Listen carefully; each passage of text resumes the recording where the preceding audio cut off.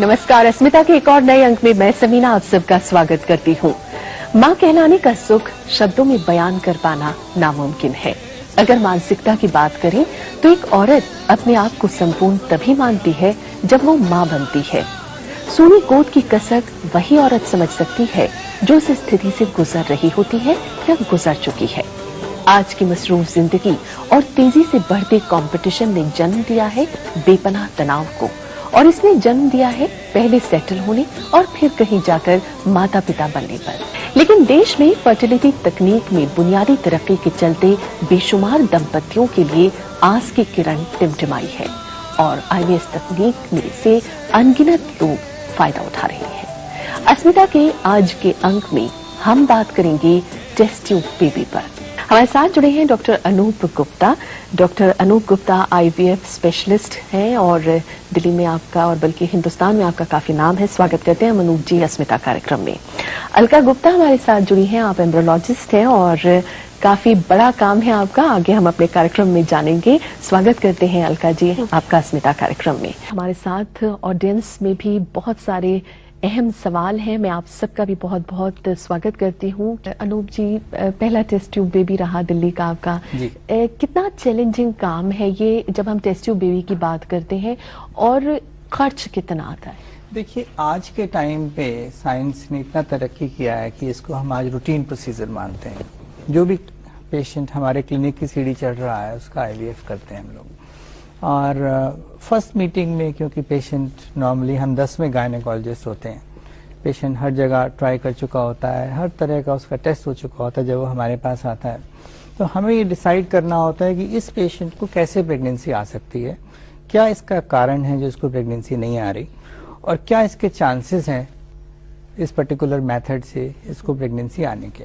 So normally जब patient हमारे तक पहुंचता है तो they have failed in all respects, but हम लोग एक कंक्लूजन पे पहुंच जाते हैं नॉर्मली 1 to 2 मीटिंग्स में, depending on our fellow gynaecologist, उन्होंने क्या किया, क्या उनकी राय है, कैसा पेशेंट ने बिहेव किया, ओवुलेशन आया कि नहीं आया। कई पेशेंट में होता है कि स्पर्म्स काउंट बहुत कम है या स्पर्म नहीं है, तो अंदर स्पर्म बन रहे हैं कि नहीं बन रहे हैं। ऐसे फीमेल में ओवुलेशन है कि नहीं है, हायर एज तो नहीं हो गया है, फेलोपियन ट्यूब्स ब्लॉक तो नहीं है, ट्यूबरकुलोसिस हुआ है कि नहीं हुआ, या उनको पीरियड होते हैं नहीं होते हैं। सो तमाम कारण होते हैं जिसको हम रोजमर्रा की जिंदगी में गायनेकोलॉजिस्ट भी इग्नोर कर देते हैं एंड दे टेल पेशेंट कि भाई हाँ नेचर पे छोड़ दो, आ जाएगी प्रेगनेंसी।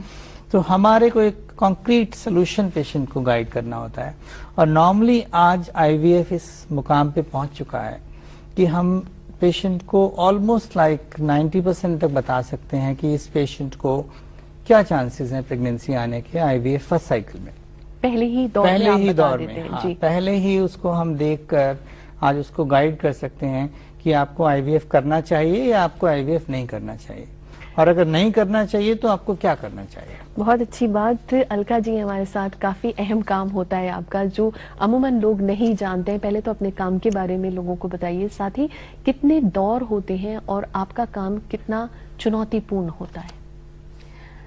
देखिए, एम्ब्रियोलॉजी आईवीएफ की बैकबोन है। जितना इम्पोर्टेंट आपको फ्रंट में दिखता है कि डॉक्टर आईवीएफ कर रहा है, तो डॉक्टर को मालूम है कि यदि एम्ब्रियोलॉजी नहीं है तो आई एम जीरो। लेकिन अक्सर लोग ये बात नहीं जानते।